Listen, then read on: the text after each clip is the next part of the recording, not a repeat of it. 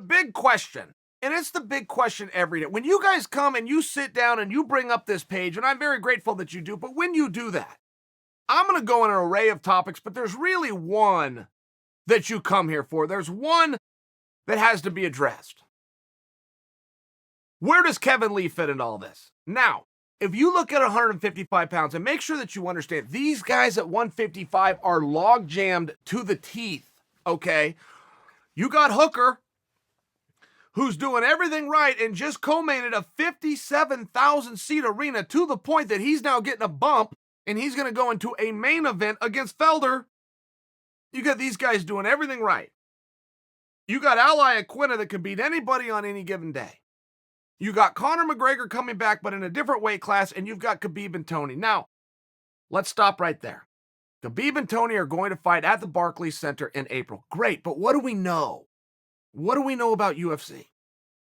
One thing that they've done for a number of years, as soon as the injury bug started going around and plaguing cards, is whoever they put in the main event. So in this case, world title fight, 255 pounders, okay? Whoever they put in the main event, weight class-wise, 155, they will then feature another fight at that same weight class within the main card.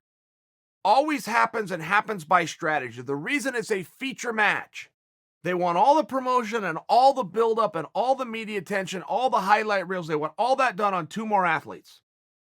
They want those two athletes also in everybody's mind, also promised to the audience who's coming live. So that if somebody gets hurt or has to pull out of the main event, they already have two guys to choose from, same night, already trained, already contracts done, move them to the main event. Where this becomes relevant and where Kevin Lee can fit into all this is Justin Gaethje has now come out and said, I'm going to be ready in case anything happens between Tony's side or Khabib's side to fight for the title that night. Gaethje's already said that. And Gaethje seems to be everybody's top choice, right? You remember this just happened. This whole year has been an absolute demand by the media, by the fellow fighters, by the champion and Khabib himself, a demand like I have never seen before for Tony Ferguson to be given world title opportunity. The only thing I've ever witnessed close to this before is reading about a time that I wasn't even around where Senator Ted Kennedy told Bob Arum if Marvin Hagler doesn't get a world title opportunity, there will be a congressional hearing. And Bob Arum said, Marvin Hagler, you're fighting for the world championship. I've never witnessed anybody have more support, a demand to fight for a title like Tony Ferguson. That is now in some parts being passed over to Gaethje. It's not the same. It's not at the same level, but it's beginning. I mean, people are demanding. They're saying they're begging. They're saying, this has begun for Justin Gaethje. So that's a very real thing. If Gaethje is going to prepare for that night, he finished it with one other piece to his statement. He said, but in fairness, I do have a hard time getting motivated to train for something that doesn't actually exist. Well, Justin, I'd love to give you my opinion on it, but I've never actually done that. I bet that is hard. I have actually never trained for a date that I wasn't scheduled for. I bet that is a really hard thing to do. That's fair. But let's solve Justin's problem for him. If we know for sure that two guys will be featured within that same weight class on that same night, and we know Justin Gaethje would like to be in the world title fight, great. But let's solve the motivation problem. Let's get Justin a dance partner. Let's have him be that feature match. And instead of just being on the sidelines and just weighing in, let's solve the problem of the motivation and just get him a partner. Kevin Lee. I think that Kevin Lee is the dark horse of that division. I think that he's proven that to you guys. I think that you agree with me. Look, at 155 pounds, you're just not going to win all your fights. Simple as that. Conor did it. Did it hurt him? Tony Ferguson hasn't. Tony Ferguson isn't completely undefeated.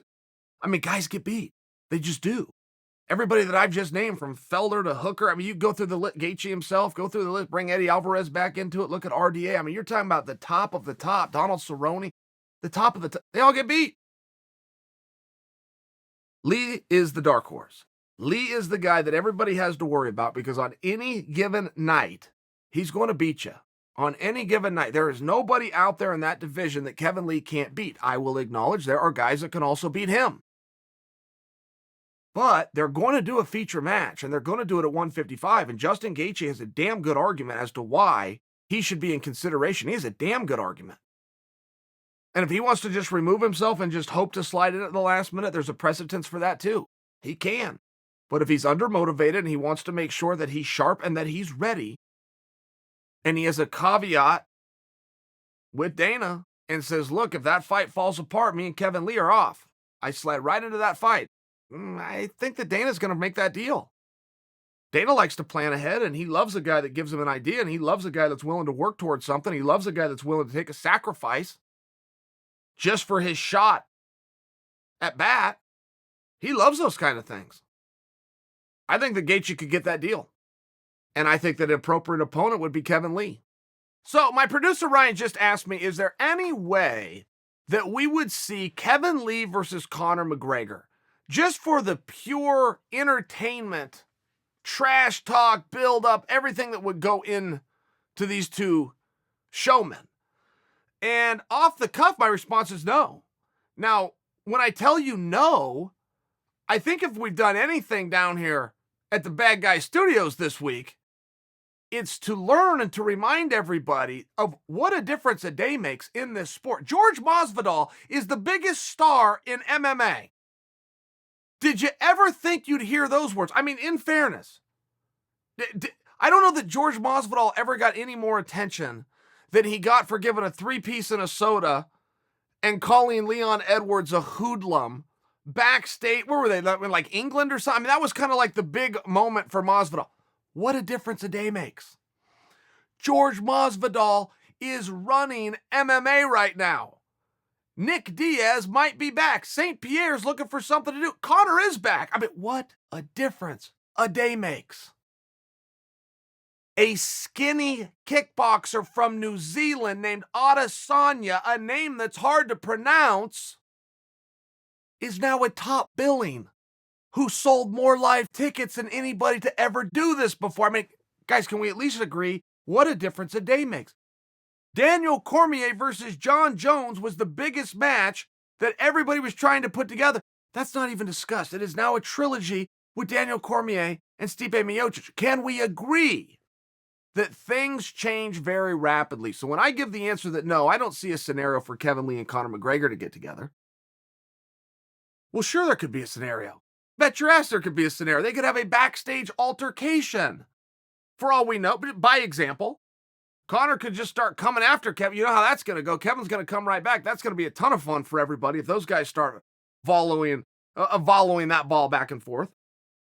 Kevin comes back, gets a win over somebody excited. Use Justin Gaethje just by an example because we were talking about that fight. All of a sudden, Conor's looking for something to do. That looks like the top spot. Yeah, there's a lot of ways. To Ryan's question, there's a lot of ways that Conor McGregor and Kevin Lee get together. Yeah, you bet there is. Right now, where it's sitting, where it's standing, Conor up at 170 pounds, Kevin Lee back down 155 pounds. No, I don't think that fight's getting made today or tomorrow or even within a month. I do see a scenario playing out for 2020 where, sure, we can revisit this conversation.